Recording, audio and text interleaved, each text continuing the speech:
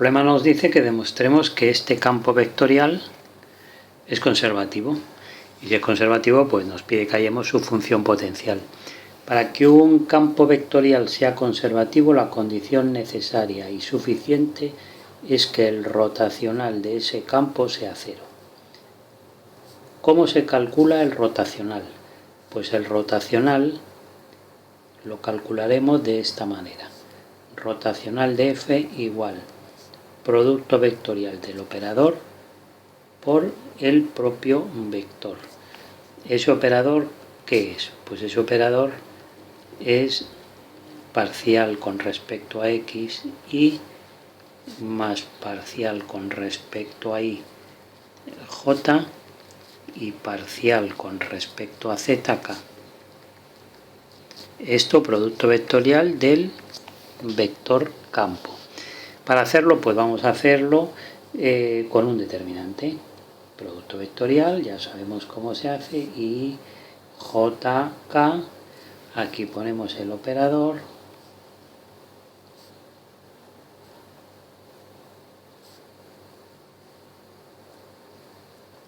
y aquí ponemos nuestro campo vectorial. Esto representará física, por ejemplo, un campo de fuerzas o un campo de velocidades, ¿no?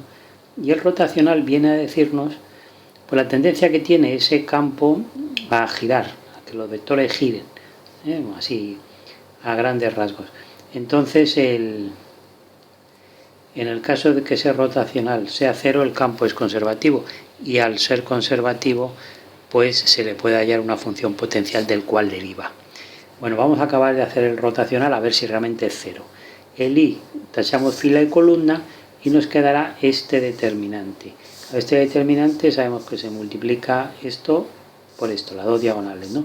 Claro, esto no es un producto, sino que es aplicar el operador, la parcial de i con respecto a i de 2zi, pues teniendo en cuenta que la z actúa como constante, por lo tanto será pues en 2z. 2z.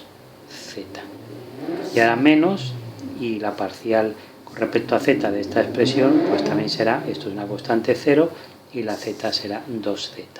Luego la primera componente sí que ya es 0. Vamos a ver la siguiente, menos.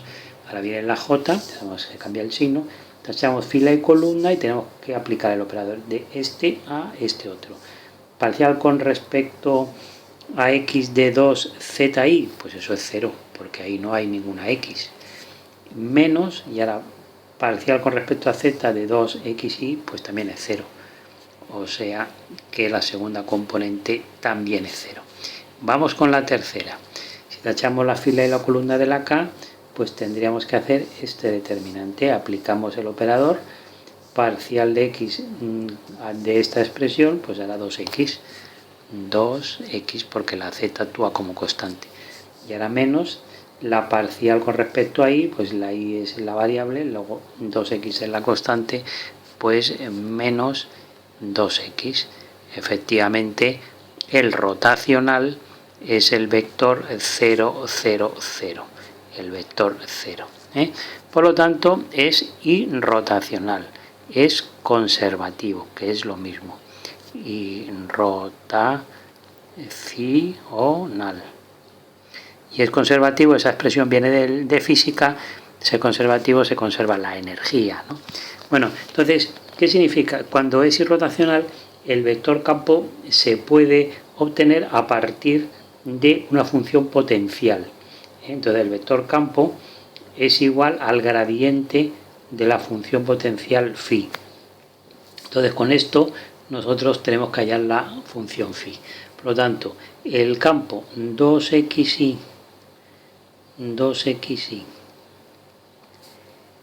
más x cuadrado z cuadrado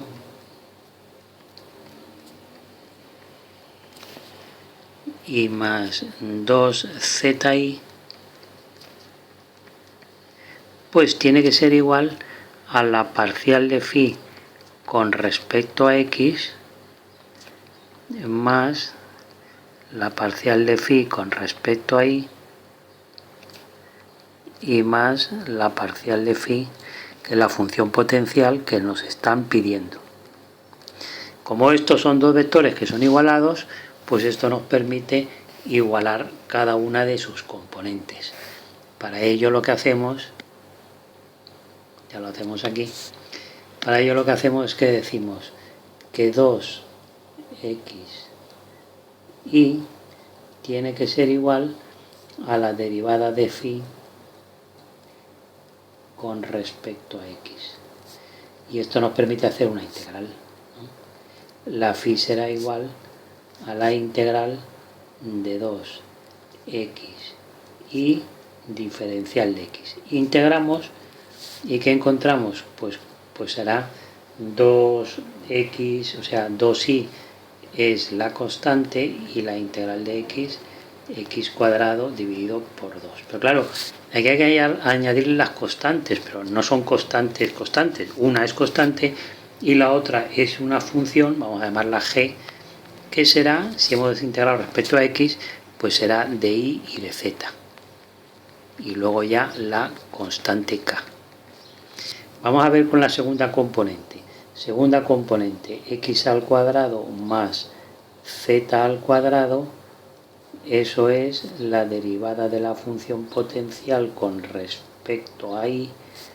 Eso significa que ahora la función potencial también debe de ser igual a x cuadrado más z cuadrado.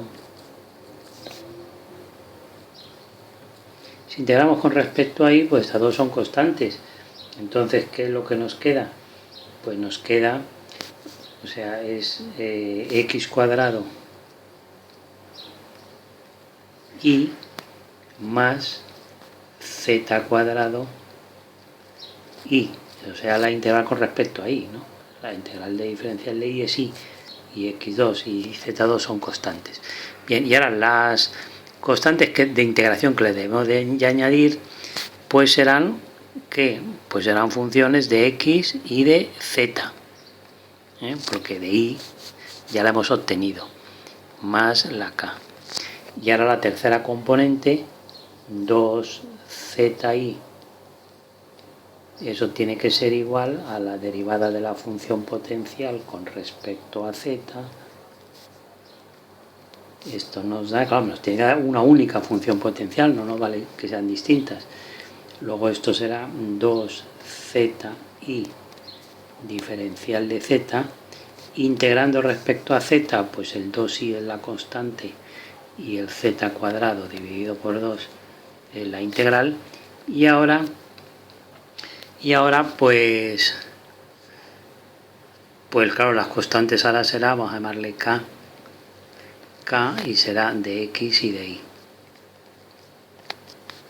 más la constante. Y ahora tenemos que comparar, bueno, estos dos claro, se quitan y esos dos se quitan y hay que comparar los tres resultados porque tienen que ser iguales, ¿no?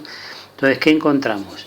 El x cuadrado y cuadrado y el x cuadrado y cuadrado, por lo tanto, esta tiene que ser x cuadrado y cuadrado, o sea, la función potencial tiene que ser x cuadrado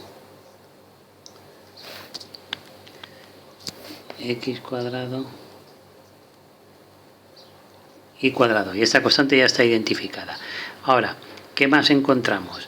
Encontramos z cuadrado y y aquí z cuadrado y. Por lo tanto, esta función de z y de y tendrá que ser z cuadrado y, pues más z cuadrado y. Eso es porque las tres tiene que ser la misma, ¿no? Z cuadrado y.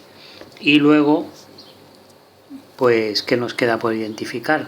Nos queda por identificar esta, pero esta tendrá que ser, no podrá tener ningún valor para que coincida con esta. O sea que eso será 0, esta función será 0 y luego la constante. Y hemos obtenido la función potencial de la cual deriva el campo vectorial.